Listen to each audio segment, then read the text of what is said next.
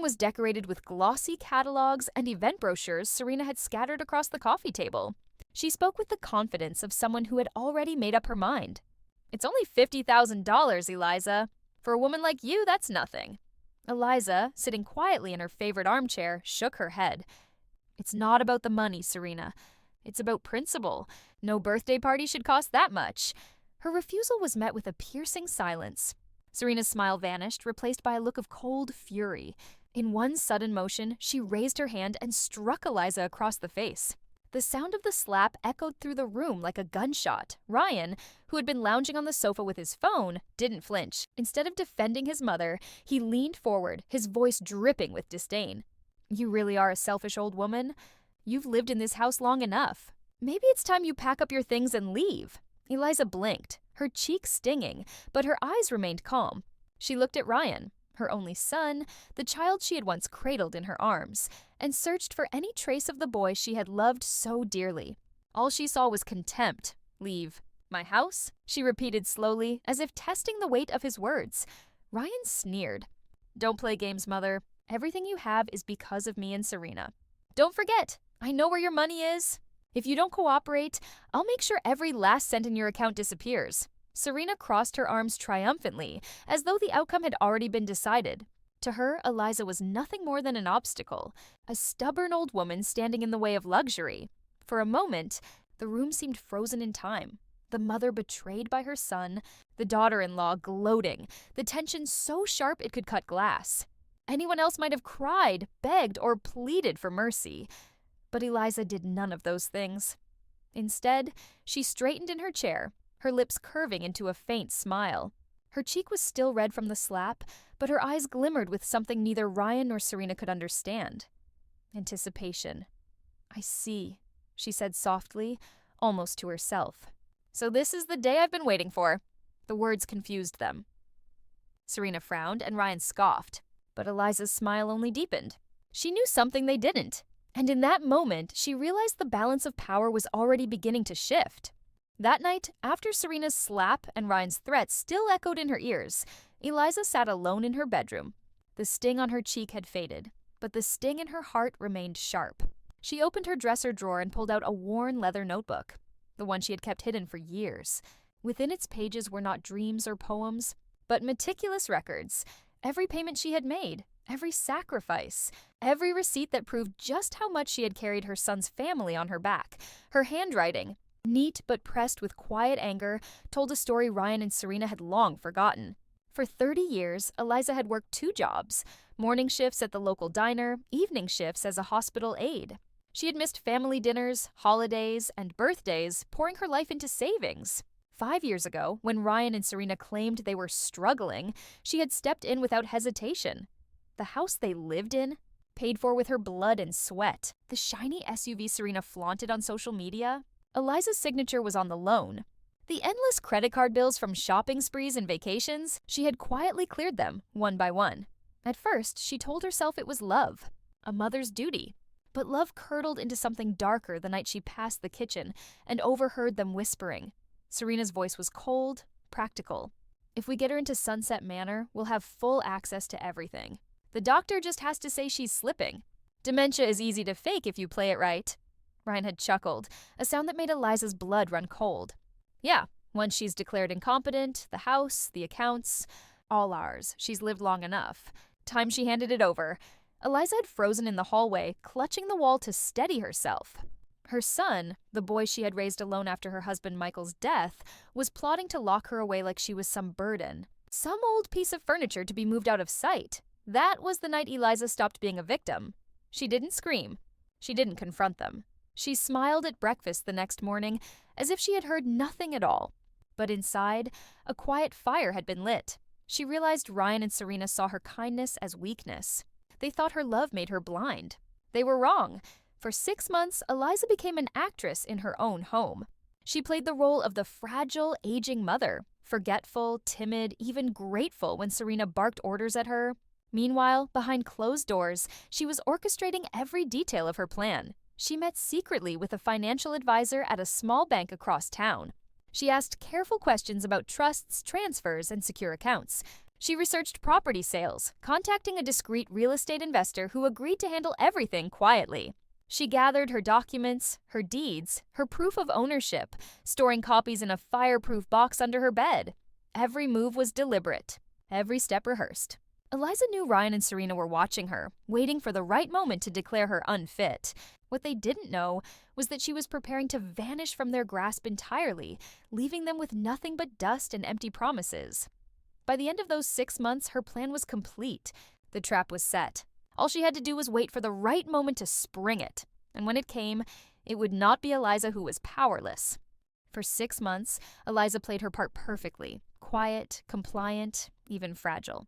Serena believed she was finally losing her edge, and Ryan often smirked when she misplaced her glasses or pretended to forget where the salt was kept. They thought the trap was closing in.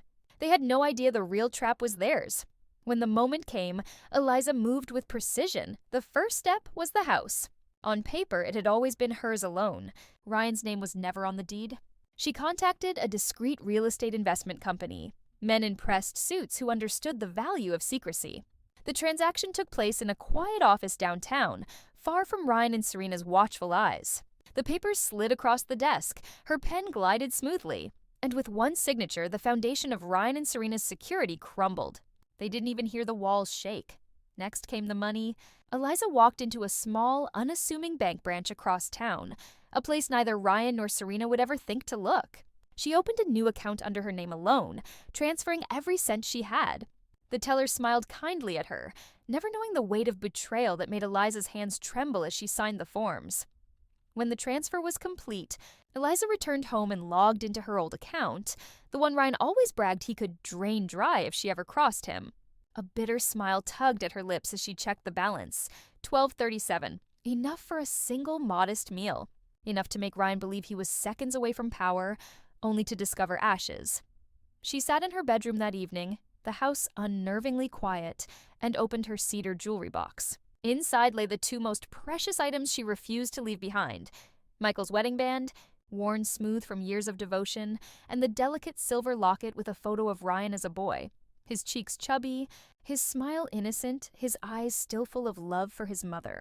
She pressed the locket against her lips for a moment, tears brimming in her eyes. Those were the last tears she allowed herself, one by one.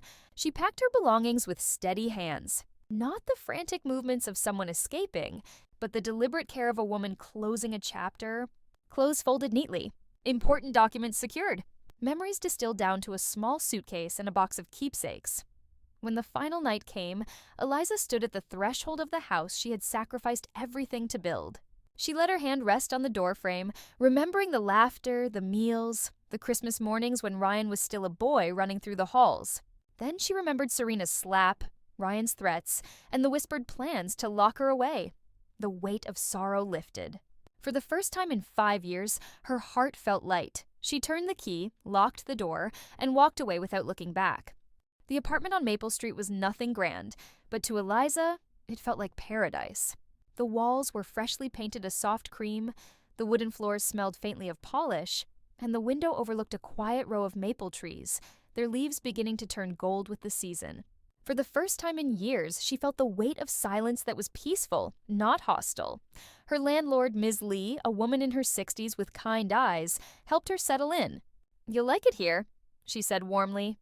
"It's quiet, safe, a good place to start fresh." Eliza nodded, grateful. She had prepaid 6 months' rent in advance, and with her finances secure, she knew she would never again be at anyone's mercy. 2 nights later, her phone rang. The caller ID read Ryan. For a moment, Eliza stared at it, her chest tightening. She almost let it go to voicemail. But then, with calm deliberation, she answered. "Mom." Ryan's voice came through, unusually soft, almost syrupy. "Where are you?" "Serena and I, we shouldn't have fought like that. Just come home, okay? We'll talk things through."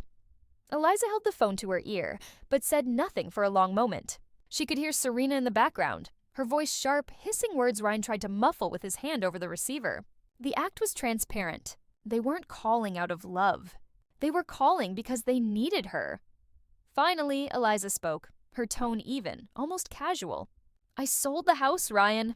The silence that followed was so complete, Eliza could hear the ticking of her new wall clock. For a heartbeat, she imagined Ryan's face, his eyes wide, his mouth slightly open, his whole world tilting off balance. Then came the eruption. "You what?" Ryan's voice cracked, his composure shattering like glass. "That's impossible. You can't." In the background, Serena's shrill voice rose to a scream. "She's lying. She wouldn't dare." The deed it had to be. Eliza cut them off, her tone still calm, almost gentle, like a mother explaining something to children. "The deed was always in my name, Ryan. You know that. I didn't just sell the house. I closed the chapter." "It's done." Serena's rage pierced through the line, words tumbling over each other in fury. "You stupid, selfish witch. Do you know what you've done? Where are we supposed to go?" "How dare you!" Eliza let the storm rage, holding the phone at arm's length until their screaming dulled into background noise. Then, when she was sure they were listening again, she spoke slowly, each word deliberate. "You are both adults. You'll figure it out. That's what adults do." Her voice carried no malice, only finality. On the other end, Ryan sputtered, searching for control. "Mom, please, think about what you're doing. We don't have the money for a new place. You can't just abandon us like this." Eliza's lips curved into the faintest smile. "I didn't abandon you, Ryan. You abandoned me years ago. I just finally stopped waiting for you to notice." With that, she ended the call. For the first time in decades, Eliza's phone was silent. No one demanding, no one manipulating. Just silence and freedom. She set the phone down, walked to the window, and breathed deeply. The maple trees swayed in the night breeze, whispering like old friends, and Eliza knew she had taken the first real step into her new life. The morning sunlight spilled gently through Eliza's new apartment window. She sipped her tea slowly, savoring the calm. For the first time in years, she didn't have to brace herself for slamming doors, shouting voices, or subtle manipulations. She was free. Meanwhile, chaos brewed in Ryan and Serena's world. Serena, once so proud of her designer handbags and weekend spa visits, was now frantically scrolling through online job boards. With the mortgage gone and their credit cards maxed out, the illusion of luxury shattered overnight. She had no real work experience, only years of living off Eliza's quiet sacrifices. Ryan, too furious to admit defeat, took a different route. He stormed into a law office downtown, demanding that an attorney find a way to undo the house sale. "She can't just sell it." "That was our home," he shouted, slamming his fist on the polished desk. But the lawyer, a calm man with wire-rimmed glasses, flipped through the documents and shook his head. "Mr. Hayes, the deed was solely in your mother's name. Legally, she was free to sell the property." "You have no claim." Ryan's face flushed red. "But she's not right in the head." "She's old, confused." The lawyer leaned back, his expression sharpening. "Be careful, Mr. Hayes. Making false claims about her competency could land you in more trouble than you realize." What Ryan didn't know was that Eliza had anticipated this exact move. Weeks earlier, she had sat across from her own attorney, drafting the trust with meticulous precision. Not only had she transferred the profits from the house sale into the trust, but she had also added a protective clause. Any relative who attempted to challenge her mental competency or file a claim against her estate would be automatically and permanently disinherited. It was ironclad. It was final. It was Eliza's shield. When Ryan's lawyer later tried to pull records, he was met with the airtight legal wall of the trust. His frustration boiled over into anger at Serena, whose job hunt had already left her humiliated after several rejections. Their once perfect marriage cracked, the arguments spilling into shouting matches audible to their new neighbors. Eliza didn't need to see it with her own eyes. News traveled quickly.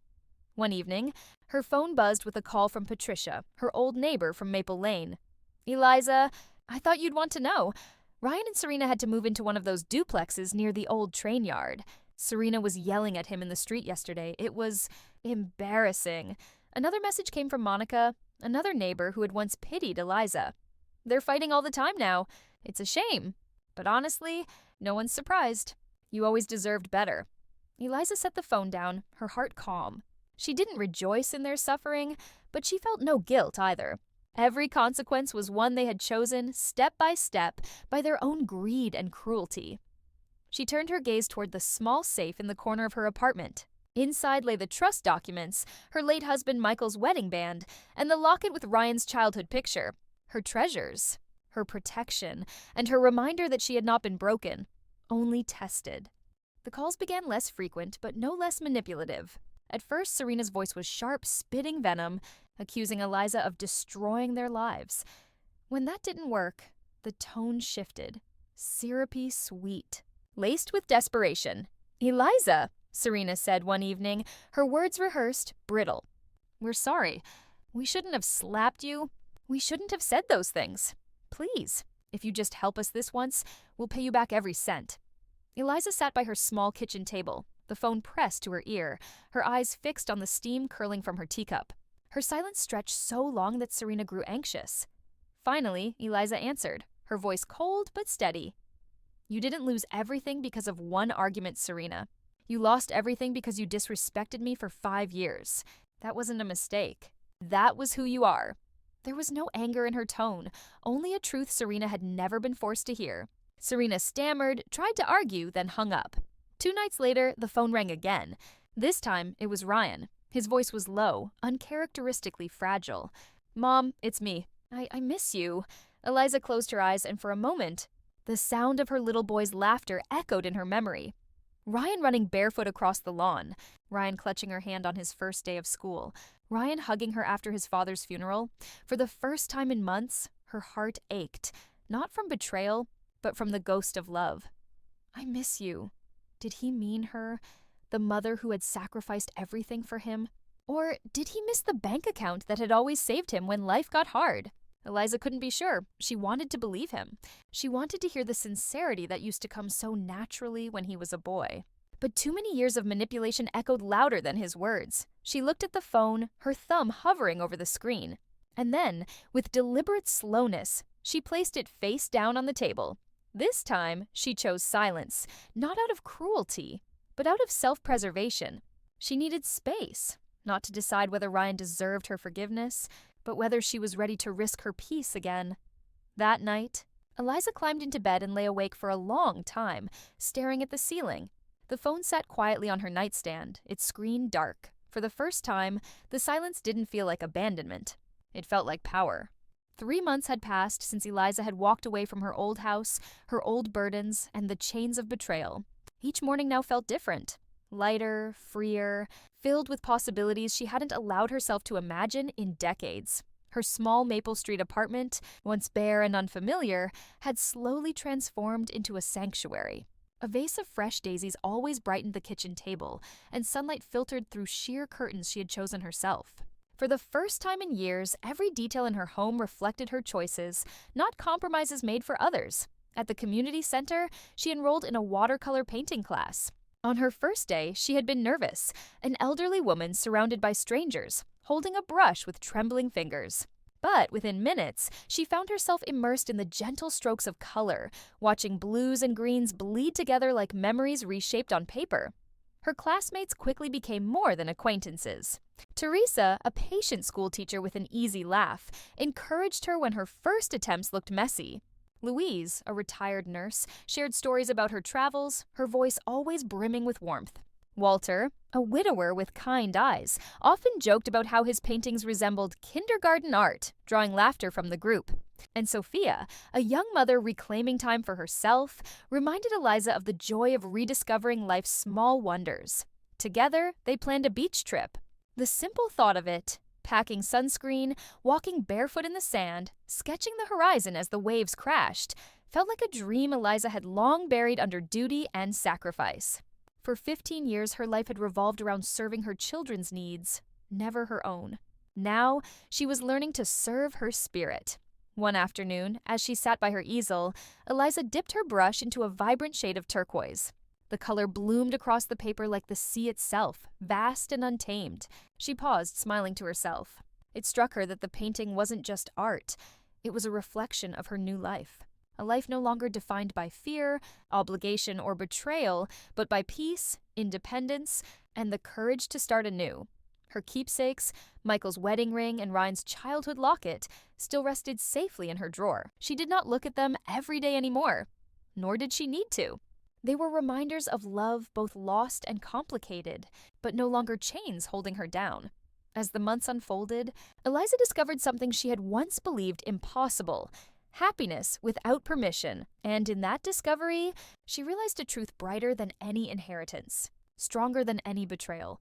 Her freedom was her greatest treasure.